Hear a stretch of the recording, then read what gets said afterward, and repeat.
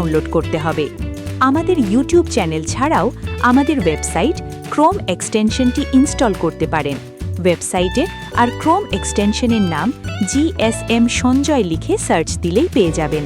আমাদের চ্যানেলে নতুন হয়ে থাকলে সাবস্ক্রাইব করবেন, লাইক করবেন, শেয়ার করবেন এবং নতুন আপলোড দেওয়া ভিডিও সলিউশনগুলো উপভোগ করবেন। ধন্যবাদ।